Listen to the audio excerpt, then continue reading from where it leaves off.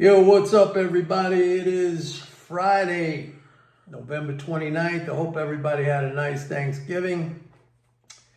And so we ended the week on a positive note. As I said earlier this week, fiscal flows are very, very strong. And that's going to support risk assets, stocks, gold, commodities. So we had a strong close at the end of the week. And it was the end of the month.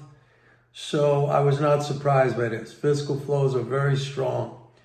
I am seeing a drop in Treasury bill interest transfers, but it's too small to offset anything that is coming from the leading spending flows. So they are, I think, up like 150 billion. 155 billion, something like that over last year. And if you make the adjustment for that calendar issue that has to do with the start of fiscal year 2024, it's up something like 99 billion or something like that. So very, very strong, very strong. And I don't see right now where that's going to slow down much. Like I said, we're seeing some decline in interest income transfers, at least in terms of Treasury bills. But overall, interest income transfers are flat year over year. In other words, they're not accelerating, they're not going higher, but they're not really coming down. So we're just in a very positive monetary environment, and that's going to support risk assets. Now, a couple of things you should be aware of. December 20th, Congress has to pass another continuing resolution or the government shuts down. So they'll probably do that because I don't think they want to have a hiccup like that going into the new administration. January 1st, the debt ceiling has to be increased.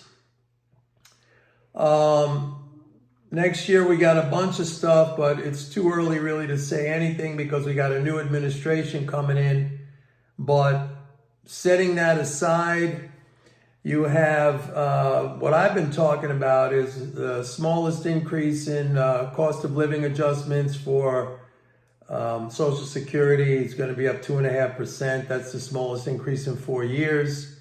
We have a double tax whammy coming April and May. April's the normal April 15th tax strain. May 15th is a tax strain that should have happened in October, but the IRS pushed that back for people affected in hurricane disaster areas. So that'll be April, May, pretty big tax strain.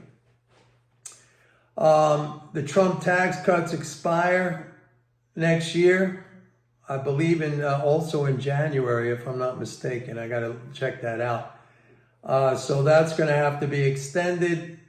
And you got the Elon Musk, Ramaswamy, the Doge.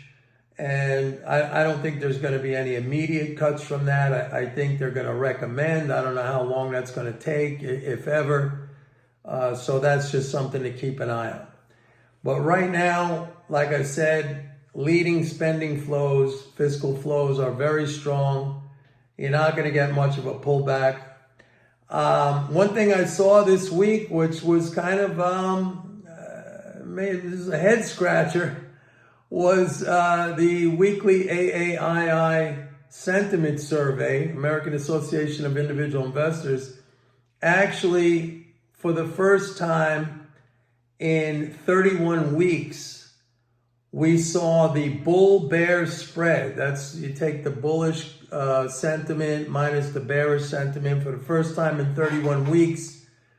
That was negative, which I found to be strange because the market was very strong coming off the election. People were happy. I think that Trump got elected. Inflation is coming down. Interest rates are coming down. And you had a negative print for the first time in 31 weeks in that bull-bear spread. So I thought that was kind of curious. I don't know, maybe that's just a one-week aberration. That thing has been positive for 54 of the last 55 weeks. That's a record. But now it's positive for 54 of the last 56 weeks. So that's still quite a stretch of positive readings on that bull-bear spread. So we'll see what happens. Let's talk about interest rates for a second. We saw the 10-year yield today come down. It cracked 425 handily. I think it came down to like 419. So this is the bond market starting to get more optimistic about Fed rate cuts. We saw actually probabilities for a December rate cut that moved up to 66% from like 55% last week. And we even saw a bump up in probabilities for a January rate cut. It's still kind of low. It's at like 13 or 14%, but last week it was at 11%. So we're starting to see a little bit of an adjustment in the expectations for monetary policy. And you know, this Fed, I've said it many times, the Powell Fed, all they do is they just follow the market. So like if rates come down and if expectations for rate cuts go up, if the probability for rate cuts go up, the Fed's just going to do whatever the market says. This is the typical Powell Fed. That's how they operate. So what I find kind of funny and kind of fun, and I talked about this, you know, a month or so ago, where you had all these guys like Paul Tudor Jones and Drunkenheimer and Guuundddlaaach and all these people shorting treasuries because they said, oh, you know, that's the Trump trade and when Trump comes in, it's going to be inflationary and blah, blah, blah. That trade looks like it's starting to unwind, if you ask me. And I don't know if these guys got out, but I mean, they were promoting that trade big time. And there's still a very high level of net short position on the part of futures funds and hedge funds in that 10-year Treasury note contract. So, you know, that they're going to have to cover that. They're going to have to cover that. And, you know, I've been saying all along that I didn't think the policies of the next administration are going to be necessarily inflationary. And I also said, be careful because of the other things that I mentioned, which were the rate cuts and the expiration of the tax cuts and possibly spending cuts by this Doge situation and the smaller increases in Social Security adjustment. I said, be careful for all that stuff because, you know, that could result in a slowdown of these fiscal transfers. And then you're going to have a slowdown in GDP. You're going to have a slowdown in job growth. And the Fed is going to react to that. So all of these guys who were talking about inflation, it's a done deal. There's going to be inflation because of the Trump thing. And they all went in big time. You know, I think I said, like, when everybody is aligned in one thing like that, especially all these guys. And by the way, a lot of them, all of them actually, Tudor Jones and Drunkenheimer and Guuundddlaaach, a lot of their bearish outlook was again based on this nonsensical, you know, the debt, the deficit, they don't understand it. I mean, they're just completely out of whack on this and they don't understand it. And they've been trying to do this same thing. They've been trying to pull this trade for like years and years and years, and it's never successful because, again, if you don't have the right understanding, it's not going to work out. I mean, you could be lucky for a short period of time where it tends to go in your favor. And don't forget, a lot of people follow these guys, so they coattail what they do. But that doesn't make the fundamentals. That's not the fundamentals. That's just like, you know, ignorant people following other ignorant people because they don't understand. So when I see stuff like that, and how many times have I told you guys, like, you don't have to know a lot, but you have to go against stupidity. And it may not work out to your benefit immediately, but if you're patient and if you don't, you know, over leverage yourself, it's going to work out.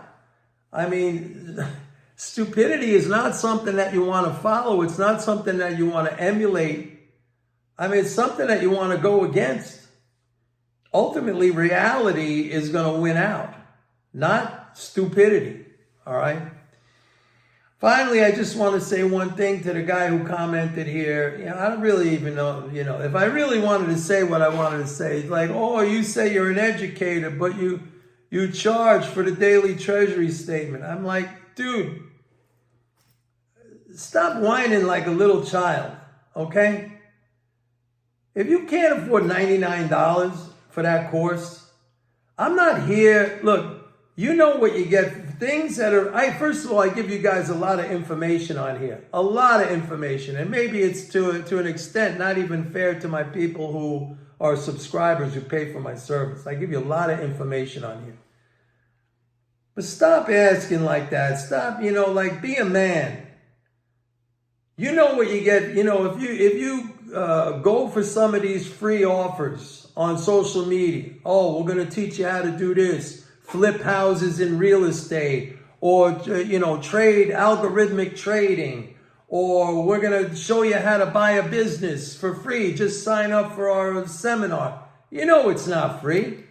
And they're not going to charge you $99. They're going to charge you $15,000, $25,000. I mean, just stop it already.